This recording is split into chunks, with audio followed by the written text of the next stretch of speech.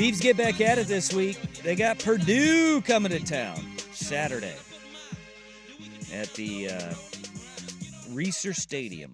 Back-to-back weeks, a Big Ten team coming into Reser.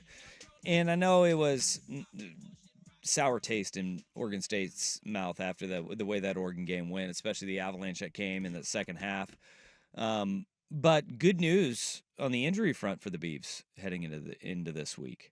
Both Darius Clemens at wide receiver and Van Wells, your center, going to be back in the lineup for Oregon State when Purdue comes calling.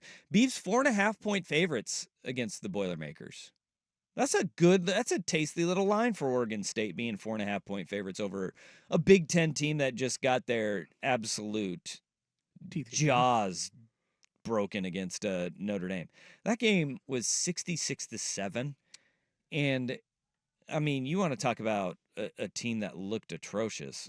Purdue looked disjointed at every What's insane turn. too is that Purdue came into that game feeling like the spread. I think it was like a 9. I think it was a single-digit spread, and they even felt like even that might be like, we're going to spring the upset and show the world. Yeah. Like that was what was kind of going on around Purdue going into that game, and they got absolutely stuffed in a mud hole. Yeah, they got caught Notre Dame at the wrong time. Very similar to Oregon State catching Oregon after those lackluster performances and the offensive line taking so much heat. And you have a team, Notre Dame just said, we just lost to Northern Illinois. We overlooked an opponent. We are not going to be overlooking anybody this week. And they just dragged them up and down the field for 60 minutes. It was a clinic that was put on. But for Oregon State, a win this weekend, think about how the schedule lines up for Oregon State, right? Right now they're sitting at 2-1. I think beginning of the year, anybody looked at Oregon State's schedule, you would be happy with the 2-1 start, right?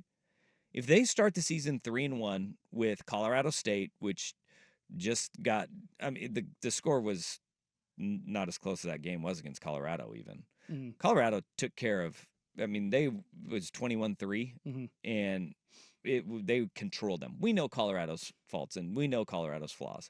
You get Colorado State after this. You get a struggling Nevada team after that. If Oregon State can start 3-1, are we looking at, confidence? What's the confidence meter on a 5-1 start out the gate before you have what will be your second toughest test of the season? UNLV is good, but the Beavs get UNLV at home. They have a bye week after this week, and then you have Colorado State at Nevada, and then UNLV.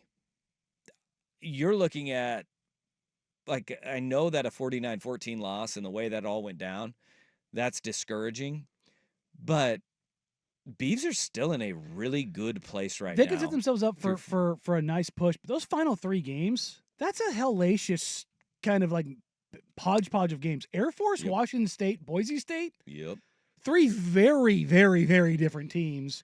And say what you want about playing an academy. You don't want to play an academy at the end of the year. Well, this schedule gets exponentially tougher after the next, 3 games. And it turns out Cal's actually not terrible. Cal's got teeth, man. Yeah.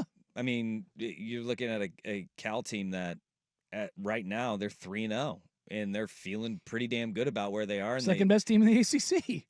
Heck yeah, brother. I mean, they went and beat Auburn.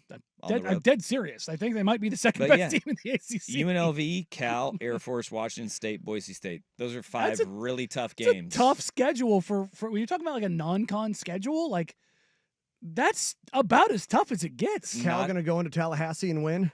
Yeah, probably. Yes. Yeah, I love it. I think like I think legitimately like, and if they do. Yeah, that's kind of where I'm at with like if you want to say Clemson's the second best team in that conference, fine, but I think Cal might be. Which, if you said that before the start of the season, people would be like, "What are you smoking? And where can I get it?" No, there's plenty of time to cool off on Cal. Yeah. We guys, let's not get over our skis here. Well, I'm just saying that's more about that conference being. I'm so out on. Shit. I was Even out still, on just the 3 ACC. games through the season, if you would have said that beforehand, people would be like, "Whoa." You guys know the line on that Cal Florida State game? I think I just saw it 2.5. Florida State or Cal? Cal. No, Florida State Oh. -2.5 at home. So they're saying that Cal's favorite. Well, yeah, you get 3 at home. Yeah, neutral site. Wow. Yep. Wow, that's crazy. Wow. Okay. And I think the most incredible part about Cal and what they're doing so far is that it has not been on the shoulders of Jade Knott. Mhm.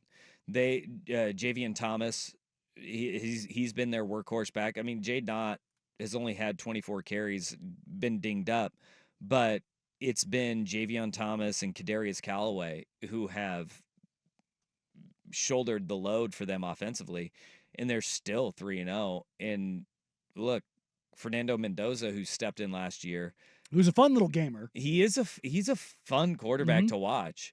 He's been efficient. He's been pushing the ball downfield. Like it's like you're sitting there and you're going, all right, way to go, Cal. All right. And then, of course, you had Wilcox had to get on the sideline and tell his fans to stop. What were they throwing on the field that got him a penalty? Some kind of card. Yeah. Did you see that? No, I didn't. Yeah, he had to grab the ref's mic and Sweet. go, hey, you've cost us 2 15-yard penalties. Yeah. Stop throwing the cards in the field. Yeah, knock it off. I like that.